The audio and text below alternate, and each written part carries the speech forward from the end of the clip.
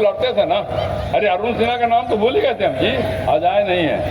हम लोग जब लड़ते थे, हाँ अरुण सिन्हा, नितिन नवीन के बाबूजी नवीन सिन्हा, ये सब जब लड़ते थे तो कंपटीशन होता था कि किस विधानसभा में ज्यादा वोट आएगा, बड़ा कंपटीशन होता था। तो मार्जिन आपका चाहे जो हो जाए, लेकिन सबसे ज्यादा वोट लाने का काम आज भी पटना साहिब विधानसभा क्या, इसको ध्यान रखना। और ये मैं इसलिए कह रहा हूं, केवल इसको चुनौती के रूप में लेने का काम करें। क्यों पटना साहिब सबसे ज्यादा वोट लाएगा, कुम्हरार क्यों नहीं लाएगा? आप सब कार्यकर्ताओं ने बहुत परिश्रम किया और परिश्रम करके एक नौजवान नेता को, भारतीय जनता पार्टी के उदीयमान सितारे को आपने यहाँ से विजयी बनाने का काम किया है। लेकिन एक बात याद रखिए, इस विजय को अस्थायी बनाने के लिए आवश्यक है कि जहां जहां चुनाव में कमी रह गई है, उस कमी को अभी से दूर करने का काम मिलकर करिए विधायक जी के साथ, और आने वाले चुनाव में पटना साहिब को पछाड़ देने का काम करिए और पटना शहर में सर्वाधिक वोट प्राप्त करने का काम कुम्हरार विधानसभा करे। इस संकल्प के साथ काम करिए। इतना ही कहता हुआ आप सब कार्यकर्ताओं का अभिनंदन करता हुआ मैं अपनी बात समाप्त करता हूँ। बोलिए भारत माता की, बोलिए सियावर रामचंद्र की।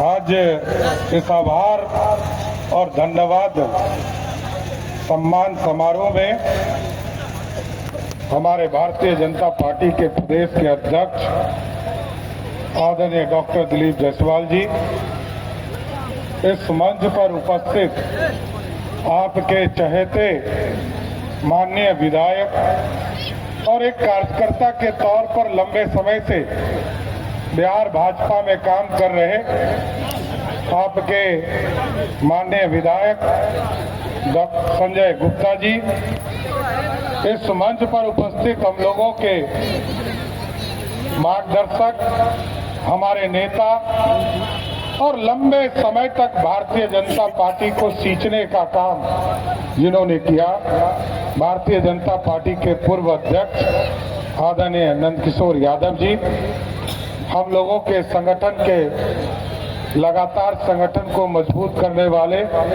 हमारे गार्जियन, संगठन महामंत्री आदरणीय भिक्खू भाई दलसानिया जी, माननीय विधायक सिद्धार्थ जी, सम्मानित मंच और मंच के सामने जिनकी ताकत पर, जिनके आशीर्वाद से बिहार में हम लोगों ने इतने बड़े लोकतंत्र में 202 सीटें जीता, आप तमाम कार्यकर्ताओं को मैं सर्वप्रथम सबको धन्यवाद और सम्मान आपका करता हूं। साथियों, आज यदि मैं गृह मंत्री हूं, नीतीश कुमार जी मुख्यमंत्री हैं और यहाँ पर दिलीप जायसवाल जी बिहार के उद्योग के क्षेत्र में मंत्री के तौर पर काम करेंगे और आपके यहाँ संजय गुप्ता जी काम करेंगे, रत्नेश कुशवाहा जी काम करेंगे, तो इसका एक ही कारण है कि पूरे बिहार के कार्यकर्ताओं ने, एनडीए के कार्यकर्ताओं ने, बीजेपी के कार्यकर्ताओं ने,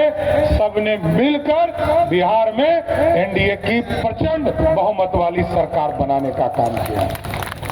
और साथियों, 20 साल, जिस सरकार ने 20 साल लगातार काम किया हो और उसके बावजूद इतना बड़ा मैंडेट मिलता हो, इसका मतलब है कि आम लोगों से हम लोग जुड़े, हमारे कार्यकर्ता साथी जुड़े, नीचे घर घर तक जुड़े। और आगे भी मैं आग्रह करूंगा कि आगे भी इस सम्मान समारोह को आप एक एक वार्ड तक जाइए, मंडल से लेकर नीचे बूथ तक जाने का काम कीजिए और इसी के माध्यम से यहाँ की समस्या भी लाइए। किस बूथ पर क्या समस्या है, उसकी समस्या संजय गुप्ता जी को भी बताइए। और मैं आपको स्वस्थ करता हूं कि सरकार की ओर से, नीतीश कुमार की सरकार आपके एक एक समस्या को दूर करने का काम बिहार की सरकार करेगी साथी। इसलिए अभी तो कई सपने पूरे कर रहे हैं साथी। आज आपके बगल में स्टेडियम बनना है और विशाल स्टेडियम बनाना है जिसमें पूरे दुनिया के क्रिकेटर इस मैच को खेलने के लिए शहर में आ सके। लंबे समय से लोग इंतजार कर रहे हैं, 30 साल से ये सपना पूरा नहीं हो पाया। इसकी भी शुरुआत मैं आपको आश्वस्त करता हूं कि संजय गुप्ता जी को आपने विधायक बनाया है, अगले कुछ ही दिनों में इस स्टेडियम का भी काम शुरू करने का काम किया जाएगा, जो अंतर्राष्ट्रीय स्तर का क्रिकेट स्टेडियम बनेगा। और कई चीजें हैं, चाहे वो सैदपुर नाला हो या अन्य कोई भी चीज, कई चीजें मैं देखता हूं। ट्रैफिक पटना में मैंने विशेष तौर पर कहा है कि ट्रैफिक की व्यवस्था को थोड़ा दुरुस्त करना है, और अगले 3 महीने में हम लोगों ने कहा कि एक टेम्पोररी सॉल्यूशन निकालो, वन वे का कंसेप्ट लाओ, और एक साल के अंदर परमानेंट सॉल्यूशन करो। परमानेंट सॉल्यूशन करने के बाद स्वाभाविक तौर पर छोटे छोटे चीजों को करने से पूरे बिहार में स्थिति अच्छी हो सकती है ट्रैफिक की। और आज तो मैरीन ड्राइव है, हमारे पास कनेक्टिविटी है, हम शहर से बाहर चले जाते हैं आराम से, लेकिन शहर के अंदर घुसने में दिक्कत हो रही है। इसकी भी पूरी प्लान हम लोगों ने किया है। और जो सबसे महत्वपूर्ण चीज है, मैंने निर्देश किया है बिहार की पुलिस को, किसी भी कॉलेज हो, कोई भी विद्यालय हो, स्कूल हो, जहां पर भी छेड़खानी करने वाले लोग हो, उसको तुरंत पकड़कर जेल के अंदर डालना है, उसको छोड़ा नहीं जा सकता।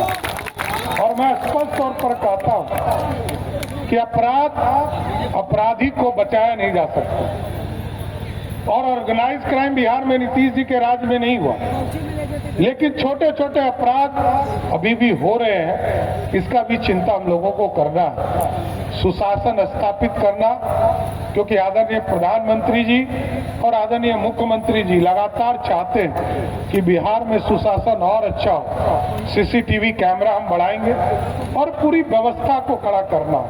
और जो अपराधी है, 3 तरह के माफिया को किसी भी हालत में नहीं छोड़ा जाएगा, चाहे वो जमीन माफिया हो, शराब माफिया हो और बालू माफिया हो, सबको चिन्हित करने का काम हम कर रहे हैं। अभी तक 400 लोगों को चिन्हित किया है और अभी 1200 का नया लिस्ट बनाया है, और इन तमाम लोगों को न्यायालय से आदेश लेकर उनको भी ध्वस्त करूंगा और उनको जेल के अंदर भी डालकर रखूंगा साथी। इसलिए आज कुम्हरार के लोगों को धन्यवाद देने आया हूं, आभार व्यक्त करने आया हूं, और आपका सम्मान, ठीक ही कहा संजय गुप्ता जी ने, कुम्हरार इतिहास के पन्नों में रहा है। यही कुम्हरार था जहां सम्राट अशोक ने पंडित चाणक्य